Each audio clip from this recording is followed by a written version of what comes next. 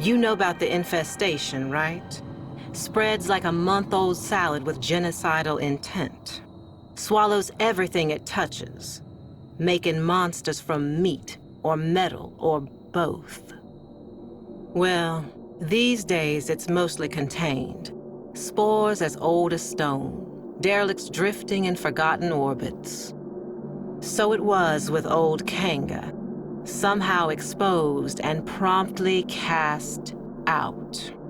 Woke up on a blessed cage drop down to Eris. But should some sad soul catch the gray vein, well, every culture has its plague dogma. But maybe there's something more to this infestation, something we all missed. Turns out, Kanga didn't find void in that hell nest, no. He found a survivor.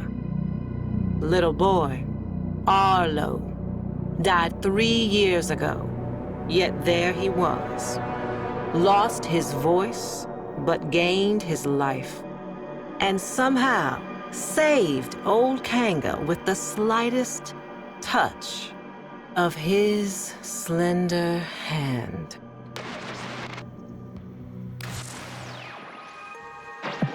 My mother was a cynical woman, smart as she was cruel. Nora, she said, no disease spreads faster or further than the ones in our head. She was talking about ideas. Mine was that old Kanga and his Wonder Boy would have been splayed out in some bio-trader's lab by now, or blood studies for the Grenier Command. Dreamers, I was wrong. Kanga's gray vein was just the beginning. White lung, parasitic liver, clone rot, even bone spurs. Turns out this kid, Arlo, is a healer. So many questions. An idea like that is like a flare dropped in Vol gas. Now the sick and curious are flocking the rails to see this emissary of Eris. And who speaks for Arlo the Mute?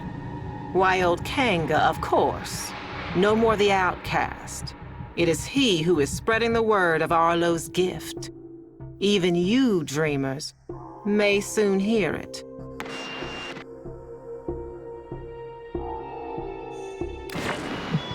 Whether you're bad news first or bad news last, tonight I got you covered, 'cause bad news is all we got. This emissary's word is spreading fast. A hot fever. Some are going to extremes to prove their devotion. Trying the spores for themselves, and they're finding it too. Some lunatic spikers jacked the solar nav and flagged the derelict zones for all to see. Old haulers and new hopefuls out there are proving just how smart most people aren't. Yet Kanga's ranks are growing, arming themselves for the safety and security of our emissary, setting the stage for a great assembly to come. Buzz is, Arlo will break his silence. Till then, dreamers, check under the bed. A fresh brood is sprouting up along the rails. And it seems they have the scent of those blessed by the emissary's touch. Y'all did see this coming, right, dreamers? Surely did, but not like this. A grand gathering before the emissary and his speaker. Standing room only. Bodies pressed to bodies. A great overheated mass breathing as one. Waiting for their beloved healer mute to speak. Kanga hushed the crowd. He shed his mask, and there he was, laughing at them. Sick as the day he was banished. More. His retribution was at hand, born of a virus spreading further and faster than spore and space ever could have. Arlo. And in that stunned silence, Arlo himself made a sound. Not a word, but a stifled gag. A swollen choke as he opened his mouth. And there it was.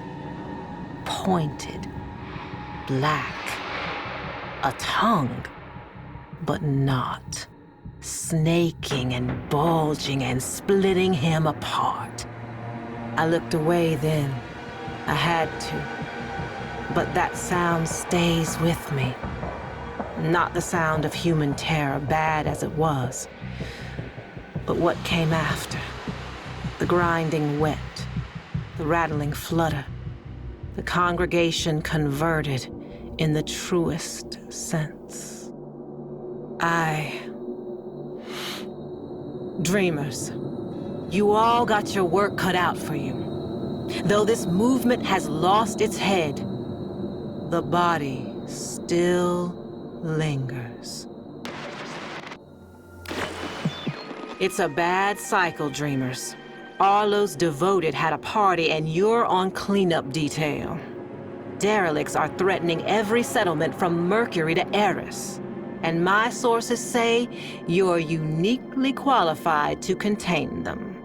Meanwhile, I've been thinking, not about Kanga, but about what he actually found down there. Arlo, whatever he was. Some kind of lure? An evolution to bait us in? Is there more to this infestation than fangs and acid? I know what my mother would say. The people saw what they wanted, heard what they hoped, and human nature did the rest. Still, I'm hearing rumors.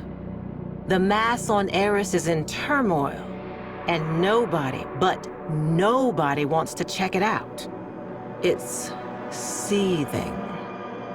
And if it's not thinking about this whole ordeal, baby, it's feeling it. This is Nora Knight, saying for now, dreamers, so long and hold on. And listen, should you ever happen upon some vacant-eyed little kid someday, whatever you do, don't take him home.